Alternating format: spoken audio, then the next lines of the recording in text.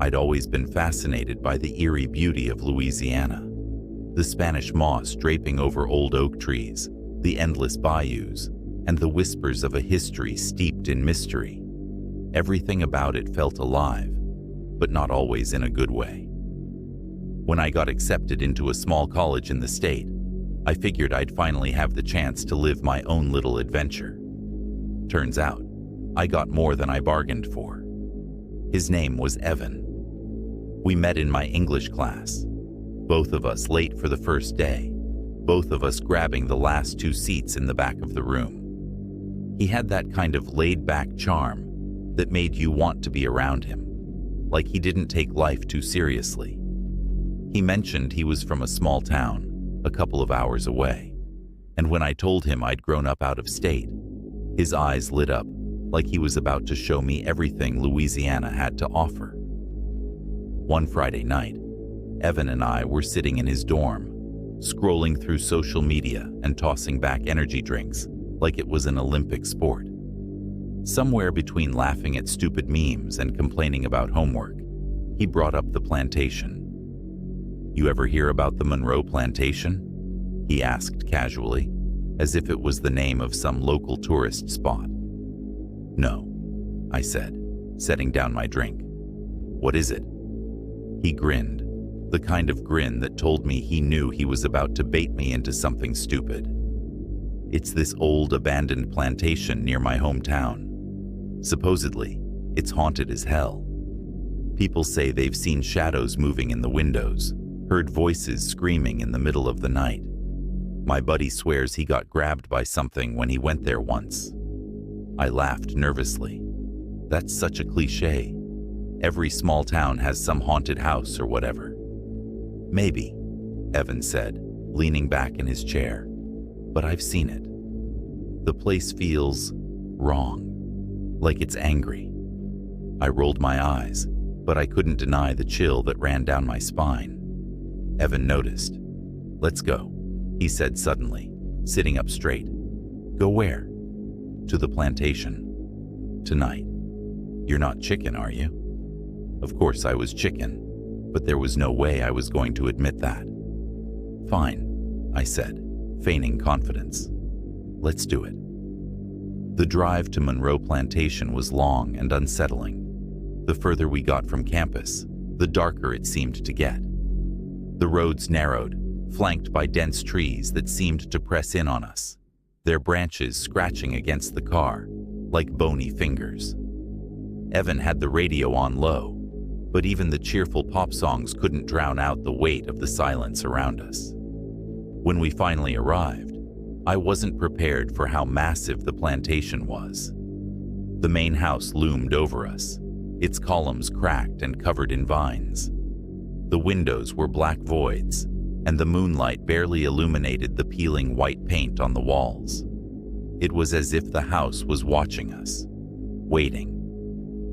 We parked the car, and we got out. The air was heavy, humid, and smelled faintly of something rotting. "This place is creepy as hell," I muttered, my voice barely above a whisper. "Yeah," Evan agreed, though his usual bravado seemed muted. We made our way to the front porch, the wood creaking under our weight. The door was slightly ajar, swaying gently in the breeze that didn't exist. I didn't want to go inside, but Evan was already pushing the door open. The interior was worse than I'd imagined. The air was thick with dust, and the furniture was draped in moldy sheets.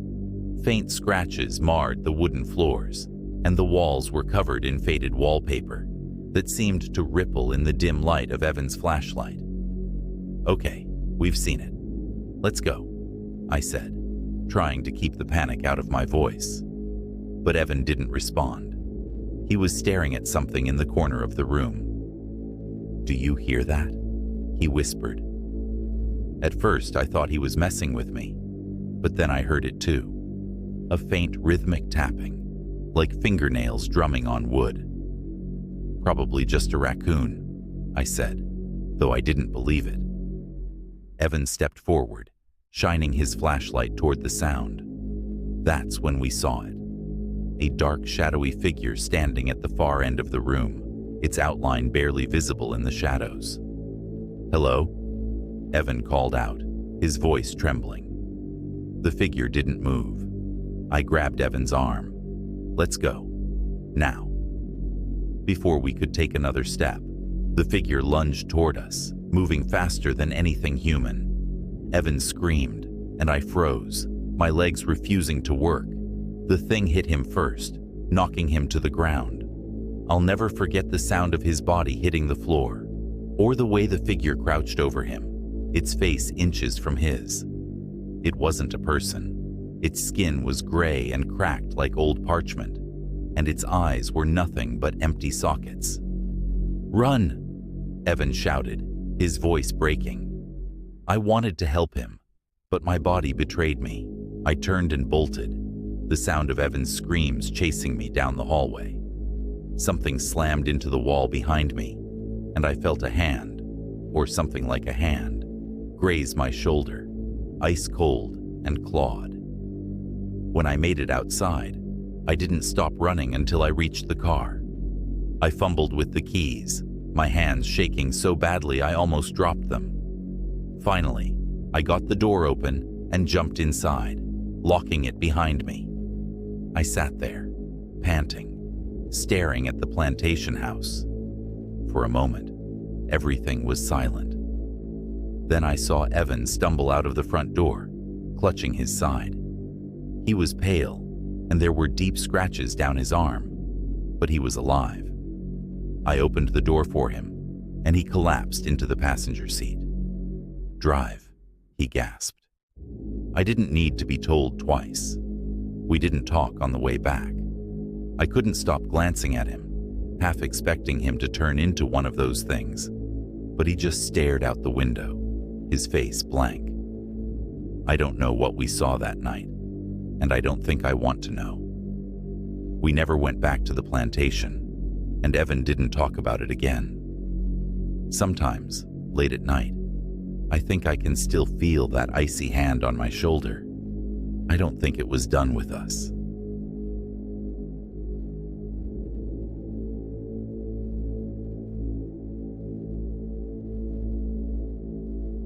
I never wanted to spend the summer in New Mexico. My parents thought a few weeks with my cousin Sam would do me good. Get out of the city, breathe some fresh air in a small town, my mom said. This was about as far from Chicago as you could get, in every sense of the word. The desert stretched endlessly in every direction, the heat clinging to your skin like a second layer, and the silence. It was unnerving. Sam picked me up from the tiny bus station in his rusted-out pickup. He grinned when he saw me, his face tanned and freckled from the sun. "Welcome to the middle of nowhere," he said, slapping me on the back. The first few days were uneventful, swimming, playing video games, eating too much junk food. But then Sam started talking about the desert. "Don't go out there after dark," he said one evening as we sat on the porch, sipping cans of soda. His voice had lost its usual joking tone. "I'm serious, Caleb. There's things out there." I laughed, thinking he was trying to mess with me. "What, like coyotes?" Sam shook his head. "Not coyotes, something else. My dad calls them the desert shadows. Says they've been around since before people settled here." I rolled my eyes. "Come on, Sam. You expect me to believe that?" He leaned forward, his expression dead serious. "You don't have to believe me. Just promise you won't go out there at night." I shrugged it off, but his words stuck with me. That night, as I lay in bed, I thought I heard something. A faint, high-pitched whistle carried on the wind. I told myself it was just my imagination. A week later, Sam and I were driving back from the only gas station in town. It was late, the sky an inky black sprinkled with stars. The desert looked different at night, almost alive. The saguaros cast long, eerie shadows, and the silence was deeper than ever. Sam was quiet, gripping the wheel tighter than usual. "We shouldn't be out this late," he muttered. "Relax," I said, trying to lighten the mood. "It's just a bunch of sand and rocks." He didn't respond. We were about 5 miles from his house when the truck's headlights caught something moving by the side of the road. At first, I thought it was an animal, maybe a deer or a stray dog.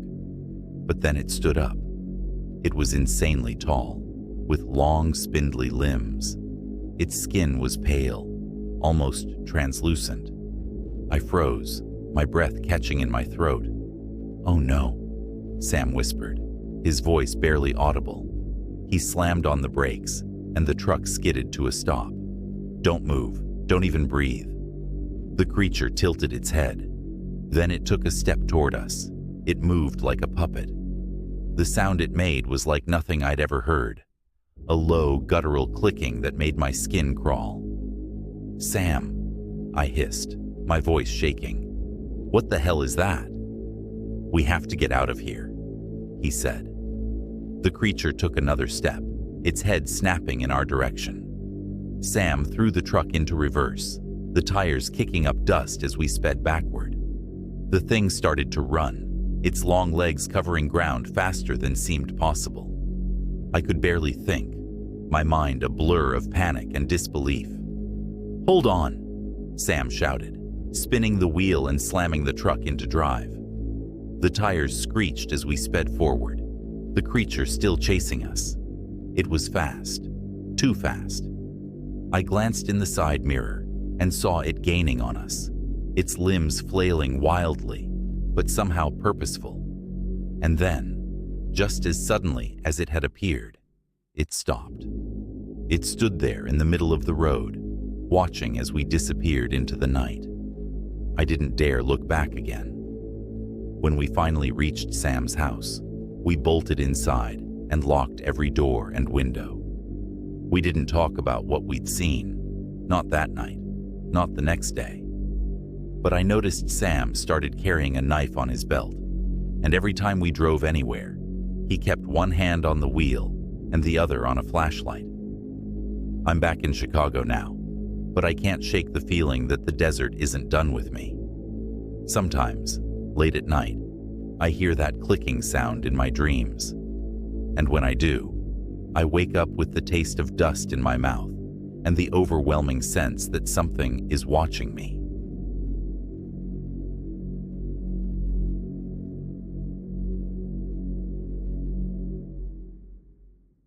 They say small towns hold the darkest secrets. I never believed that until I moved to Ransom Hollow. Population, 742. A place where everyone knows everyone, and outsiders are as rare as a blue moon. I came here for peace, to escape the chaos of the city. What I found was something else. It started subtly, almost innocuously. My new house, a cozy fixer-upper, sat on the edge of town, backed by dense woods that seemed darker than they had any right to be. During the day, they were serene, almost picturesque. But at night, they became a wall of impenetrable blackness, as if the stars themselves refused to shine on them. The first night, I heard the sound, a low hum, almost like the vibration of a tuning fork. It came from the woods, faint but unmistakable. I assumed it was some kind of nocturnal animal, though it didn't quite sound natural. The hum came again the next night, and the next, always at the same time, 2:17 a.m. By the fourth night, curiosity got the better of me. Armed with a flashlight and a heavy wrench, just in case, I ventured into the woods. The hum grew louder as I went deeper, taking on a rhythm that made my skin crawl. It wasn't just a sound, it was a feeling, a vibration that seemed to resonate in my bones. I followed it to a clearing. At the center stood a tree unlike any I'd ever seen. Its bark was black and glossy, almost like obsidian, and its branches twisted upward in unnatural angles, forming a web against the night sky. The hum was coming from the tree. As I approached, I noticed carvings in the bark, symbols that looked ancient, maybe even pre-colonial. They pulsed faintly, like embers in a dying fire. My flashlight flickered and died as I stepped closer, plunging me into near-total darkness. Only the faint glow of the carvings illuminated the clearing. Then I saw them. Eyes. Dozens of them peering from the tree's gnarled branches. They were human eyes, impossibly wide, with pupils that seemed to shimmer like oil on water. They watched me, unblinking. I stumbled back, tripping over a root. The wrench fell from my hand. My instinct screamed at me to run, but my legs wouldn't cooperate. The tree, if it was even a tree, seemed to lean toward me, its branches creaking like old bones. The eyes. They multiplied, spreading to the trunk, the roots, even the ground beneath me. The hum grew louder, a deafening crescendo that drowned out my thoughts. My vision blurred. I felt something cold and wet on my skin, like tendrils wrapping around my arms and legs. When I looked down, I saw them. Black roots, slithering like snakes, pulling me toward the tree. I don't remember how I escaped. One moment I was being dragged. The next, I was on my porch, drenched in sweat and covered in dirt. The hum was gone, but its echo lingered in my ears. The next day, I tried to tell someone. Sheriff Mathers listened with a patient smile, but his eyes told a different story. "The woods can play tricks on you," he said. "Best to stay out of them." When I pressed, he leaned in close and whispered, "You're not the first, you know. Best to leave it alone. Some things don't like being noticed." I couldn't let it go. Over the next few weeks, I researched the town's history. Ransom Hollow had always been odd. People disappeared at a higher rate than any other town in the state. Strange symbols, like the ones on the tree, were found carved into rocks and old buildings. And then there were the Eyes of the Hollow, a local legend about a tree that marked the boundary between our world and something else. Something ancient. I should have left. Packed my bags and never looked back. But I didn't. Last night, the hum returned. This time, it wasn't coming from the woods. It was coming from inside my house. At 2:17 a.m., my bedroom mirror began to vibrate. The glass rippled like water. My reflection twisted, contorted, until it wasn't me anymore. It was something else. Something wearing my face like a mask. The hum grew louder, and the last thing I remember is the mirror shattering. When I woke up, the shards were gone, replaced by a single smooth pane of black glass.